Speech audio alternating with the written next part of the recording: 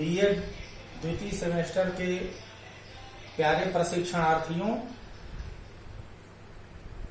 इधर corona virus के संक्रमण के कारण एक वैश्विक महामारी पूरे वैश्विक जगत में फैली हुई है, जिसके कारण पूरा जनमानस प्रभावित है। आप सभी लोग भी प्रभावित हैं। कक्षाएं काफी प्रभावित चल रही हैं।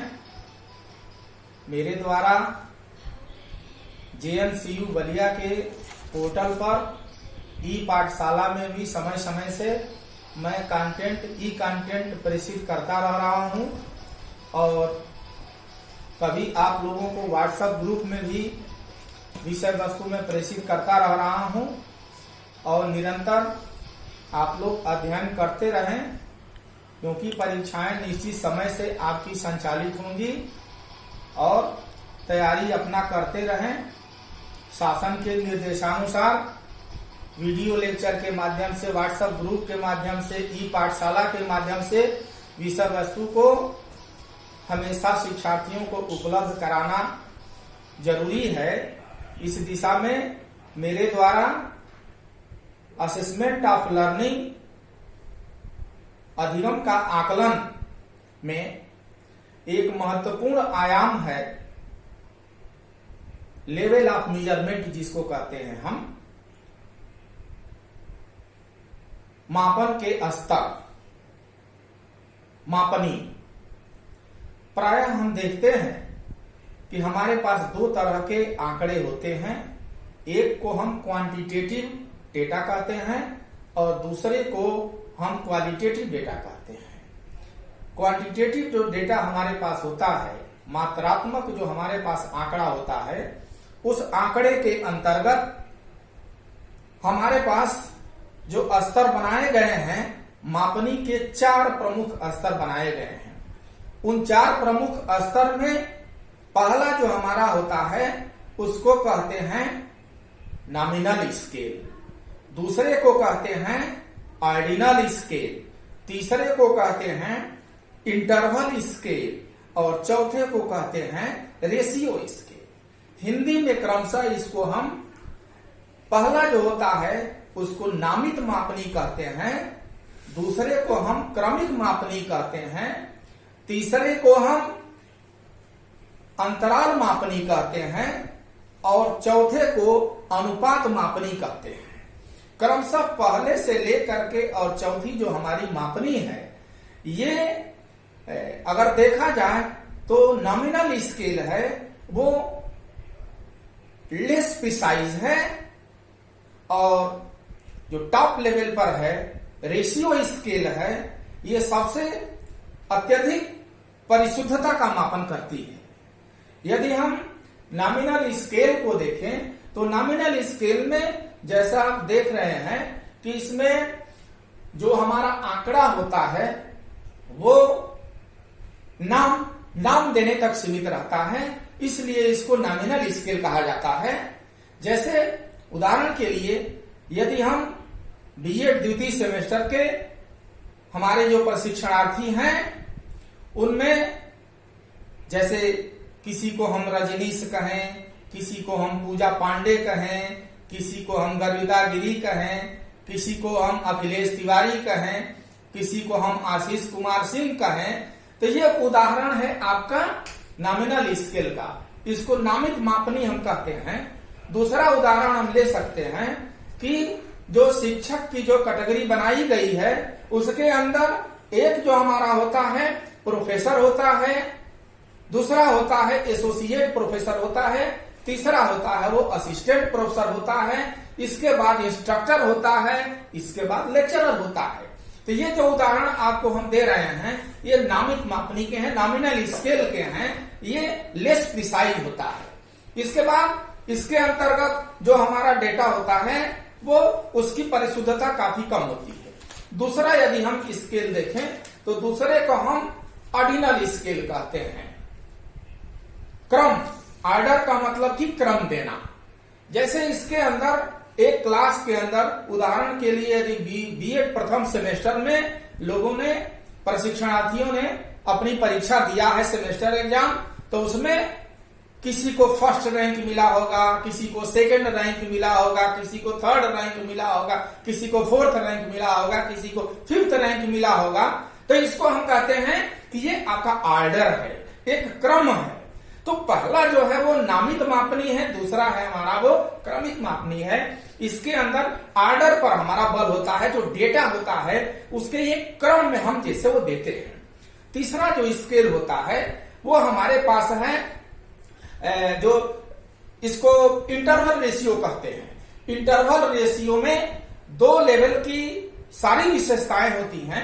इसके अंदर एज्यूम्ड जीरो होता है, एक कल्पित शून्य होता है, वास्तविक शून्य नहीं होता है, यहाँ पर कल्पित शून्य होता है। ये इसकी विशेषता होती है। इसके साथ साथ यदि हम चौथे मापनी को देखें तो चौथे मापनी के अंदर उसको रेशियो स्केल कहते हैं। रेशियो स्केल में इंटरवल स्केल की सारी विशेषताएं दिखाई देती हैं। सारी विशेषताओं के साथ साथ और जो विशेषता इसमें जोड़ दी जाती है कि यहाँ पर जो शून्य होता है वो वास्तविक शून्य होता है। वास्तविक शून्य होता है, ट्रू जीरो होता है इसमें। इसलिए ट्रू जीरो होने के कारण ये हमारी जो मापनी है परिशुद्धता के स्तर से सर्वश्रेष्ठ होती है। और टॉप लेवल का होने के कारण हमारे पास फिजिकल साइंसेज हैं और बिहेवियरल साइंसेज हैं। फिजिकल साइंसेज का मतलब कि हमारे पास भौतिक जो विज्ञान है और एक व्यावहारिक विज्ञान है। तो प्रायः जो फिजिकल जो साइंसेज है वहां पर जो बिहेवियरल साइंसेज हैं वहां पर थर्ड लेवल के डेटा का हम प्रयोग करते हैं।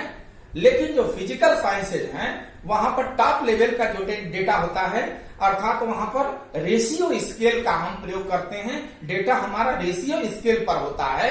और इंटरवल स्केल बिहेवियरल जो साइंस होता है वो इंटरवल स्केल का जैसे वो प्रयोग करता है और फिजिकल जो साइंसेज होता है वो रेशियो स्केल का जैसे प्रयोग करता है। और एक तो हमारा एक क्वांटिटेटिव डेटा हो गया। क्वांटिटेटिव डेटा के हिसाब से ही स्टेटिस्टिकल टेक्निक का हम निर्धारण करते हैं। जैसे अगर हमारा डेटा ऑर्डिनल स्केल पर है तो वहां पर हम रैंक कोरिलेशन का हम प्रयोग करते हैं। स्टेटिस्टिकल टेक्निक के रूप में वहां पर हम रैंक कोरिलेशन का प्रयोग करते हैं। यदि हमारा डेटा इंटरवल लेवल पर है तो वहां पर जो हम डेटा वो करते हैं वो टी टेस्ट का प्रयोग करते हैं। टी टेस्ट का प्रयोग करते हैं, मीन का प्रयोग करते हैं, स्टैंडर्ड डेविएशन का प्रयोग करते हैं, वहां पर हम प्रयोग करते हैं। और जो नॉमिनल डेटा है तो नॉमिनल डेटा के पास प्रायः हम मोड का प्रयोग करते हैं। तो इस तरह से नेचर ऑफ डेटा के हिसाब से, लेवल ऑफ मेजरमेंट के हिसाब से हमारे पास ये निर्धारित किया जाता है कि कौन सा स्टेटिस्टिकल टेक्निक का प्रयोग करेंगे, सांख्यिकी विधि का प्रयोग करेंगे और आंकड़ों के संकलन के लिए कहां पर हम प्रश्नावली का प्रयोग करेंगे, कहां पर साक्षात्कार का प्रयोग करेंगे, कहां पर अवलोकन का प्रयोग करेंगे। ये सारी चीजें उसका हम निर्धारण करते हैं।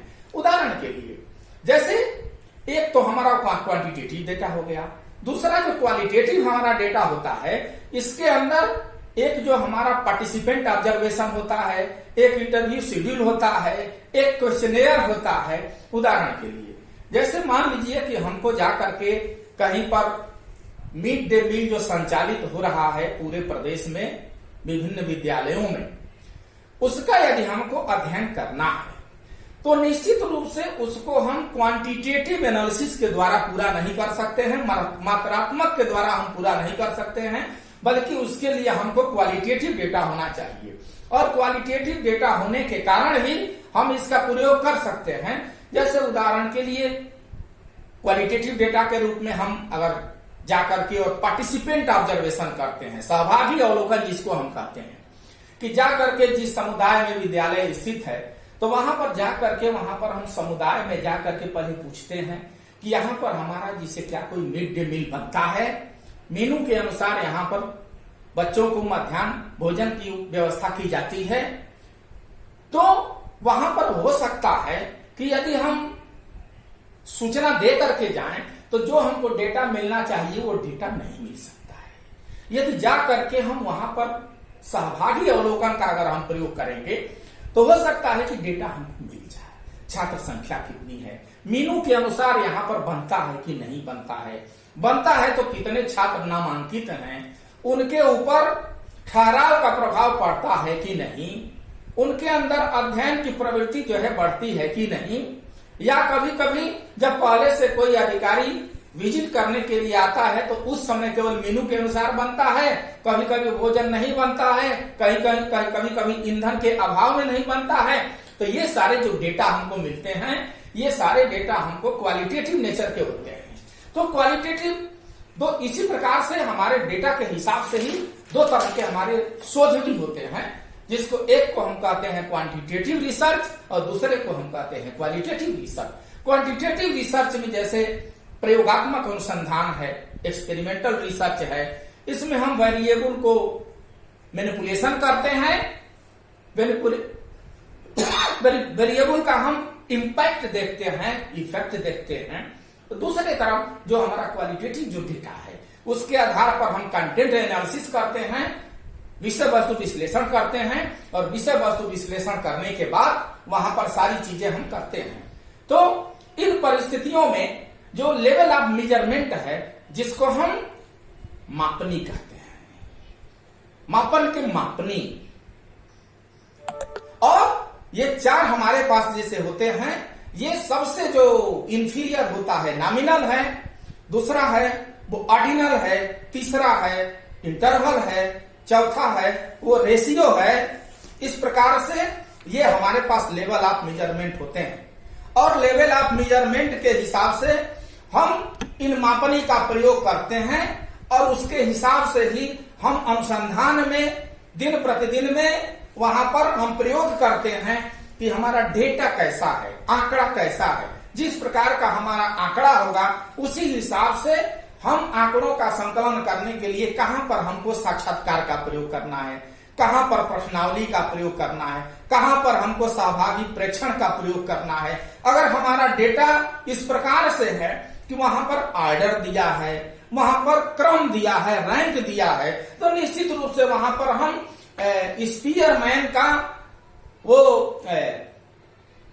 रैंक कोरिलेशन हम निकालते हैं। रैंक कोरिलेशन के आधार पर 1 - 6 sigma D square upon n square -1 के फार्मूले को लगा करके हम पहले R1 निकालते हैं, फिर R2 निकालते हैं, इसके बाद D डिफरेंस निकालते हैं, R1 - R2 बराबर D होता है, और उसके बाद से हम D स्क्वायर फिर निकालते हैं। और इसको जो स्पीयरमैन ने जो फार्मूला दिया है 1 - 6 sigma D square upon n square -1 में इसको लगा करके और कोफिशिएंट ऑफ कोरिलेशन सहसंबंध गुणांक हम ज्ञात करते हैं, और उसी के हिसाब से हम आंकड़े की व्याख्या उसमें हम करते हैं। इन हालात में प्रशिक्षणार्थियों आप लोग एक हमने प्रयास किया, संक्षिप्त प्रयास किया, वीडियो लेक्चर के माध्यम से लेवल ऑफ मेजरमेंट को लेकर के समय समय पर ई पाठशाला में भी प्रेषित किया जा रहा है, और इसका जो विषय वस्तु है मैं व्हाट्सएप ग्रुप में भी आप लोगों को इसको प्रेषित कर दे रहा हूं। और आप लोग निरंतर ई पाठशाला से जेएनसीयू के हमारे व्हाट्सएप ग्रुप से और वीडियो लेक्चर से भी आप लोग जुड़े रहिए, और जब जैसे जरूरत हो आप लोग सुझाव देने के लिए आप सभी का स्वागत है। धन्यवाद।